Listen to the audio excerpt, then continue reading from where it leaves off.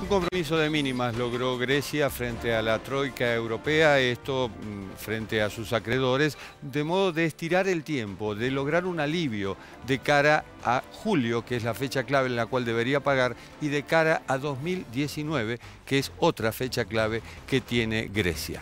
Vamos a escuchar algunos informes al respecto.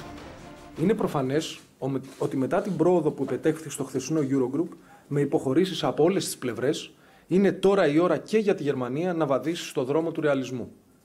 Αναμένουμε επομένως και από το Γερμανικό Υπουργείο Οικονομικών να κάνει πίσω από την παράλογη απέτηση για πρωτογενή πλεονάσματα ύψους 3,5% για μία δεκαετία και να υιοθετήσει μια επικοδομητική στάση ώστε να καταστεί εφικτή μια συμφωνία για τη μεσοπρόθεσμη ελάφρυνση του ελληνικού χρέους.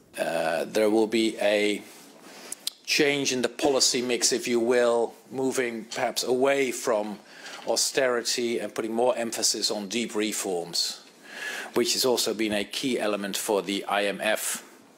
So that is, I think, a good step.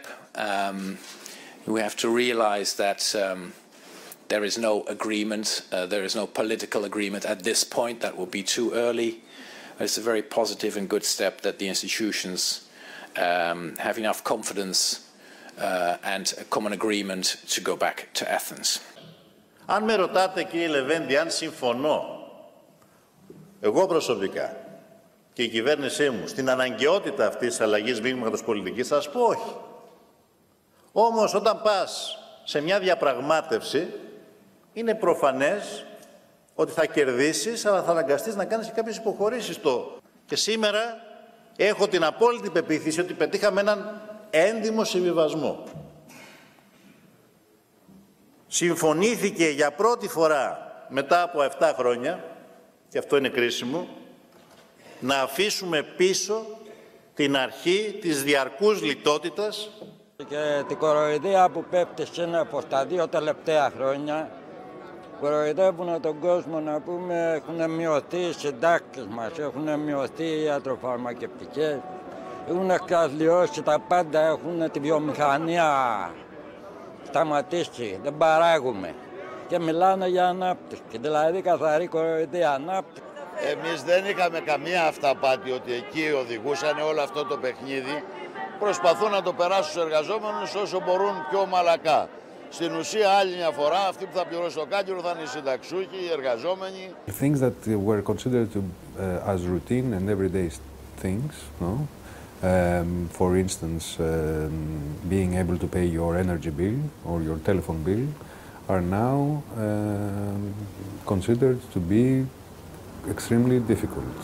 This is one of the characteristics of the crisis that has hit not only the poorest within the population, but also the middle class and even the upper middle class. Και εμείς φυτοζώουμε στο σπίτι μας. Δεν έχουμε βέβαια ενίκιο, αλλά δεν έχει σημασία. Σημασία έχει ότι απλά υπάρχουμε. Πλέον. Οι Έλληνες περισσότεροι απλά υπάρχουν. ¿Cómo ver la crisis griega sin la mirada del Fondo Monetario por un lado, dividido entre sí para tomar una decisión, de la eurozona por otra, con Alemania en una posición diametralmente opuesta a la de los otros miembros, y con la lectura del primer ministro Alexis Tsipras, que dice que ha sido un éxito fenomenal este acuerdo que se ha alcanzado? Por varias razones. Una de ellas es que el 1% del superávit debería ser aplicado a la creación de empleo, que es justamente lo que falta en Grecia. A su vez, no habrá austeridad, dijo Tsipras, y también dijo que no se tocarán los convenios colectivos de trabajo. ¿Es cuestión de creerle? Es una cuestión de que se repite vuelta a vuelta cuando estamos frente a un vencimiento, lamentablemente en el caso de Grecia. Este es el tercer rescate del gobierno de Tsipras.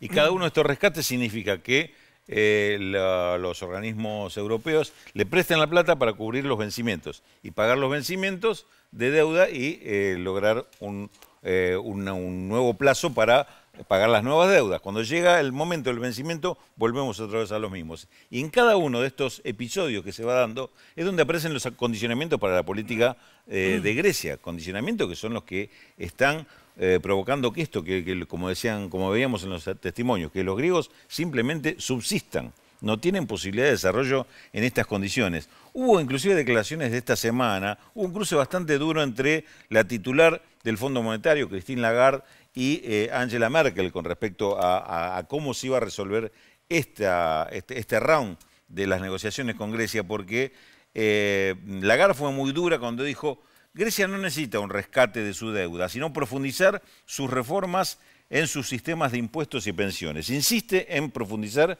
el tema del gasto público y de los ingresos públicos a través de recorte de pensiones y aumento de los impuestos.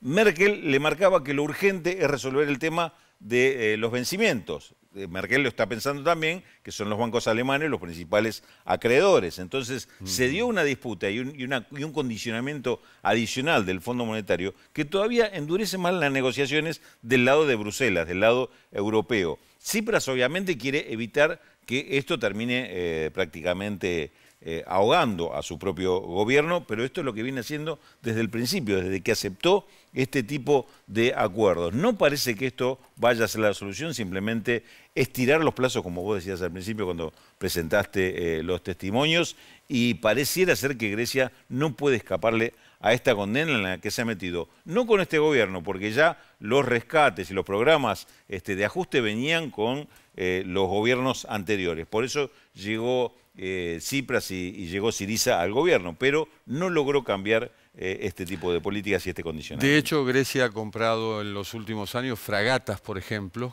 innecesarias. Ha comprado otros bienes también innecesarios. Y los principales acreedores son, como bien decís, Alemania y Francia. Se los compra Francia y Alemania. Claro, justamente. Me hace acordar a un chiste que apareció en El País, en el diario español, que decía: arriba las manos, esto es un rescate. ¿No? Es un poco eso, ¿no? La Troika le impone a Grecia diferentes condiciones, a veces un poquito más suaves, a veces un poco más duras. En este caso escuchábamos recién que Alemania le estaba pidiendo a Grecia superávit fiscal del 3.5 del PBI por 10 años, algo que no se me ocurre un país del mundo, salvo tal vez Alemania, que pueda garantizar, por supuesto no Estados Unidos, por supuesto no Francia. 3,5% de superávit fiscal durante 10 años, una cosa realmente muy difícil de concretar. Y como contrapartida, si se aflojan estas exigencias, las famosas reformas profundas. Raúl las mencionaba recién. Por ejemplo, cambiar el sistema jubilatorio para postergar la edad de jubilación de las mujeres, reformar la estructura impositiva y demás. Una situación muy delicada la de Grecia. Al mismo tiempo uno se pregunta si la posibilidad de cambios políticos en alguno de los países centrales de Europa no podría generar un cambio en esta política de austeridad, esta presión de austeridad tan fuerte que viene sufriendo no solo Grecia, España, Portugal. Digo, si gana la socialdemocracia en Alemania, por ejemplo, cosa que ahora con el nuevo candidato, con el candidato Schulz, podría ocurrir. Si hay un cambio político en Francia, si gana Le Pen en Francia y Francia se retira de la Unión Europea, cosa que es algo difícil de pensar en este momento, pero que no es algo imposible, o si gana Macron, o si gana incluso el socialismo de izquierda en Francia. Bueno, Europa se va a reconfigurar mucho este año a partir de las elecciones que vamos a ver en estos países, y esto también va a repercutir en la cuestión de la austeridad. Y súmale Países Bajos e Italia.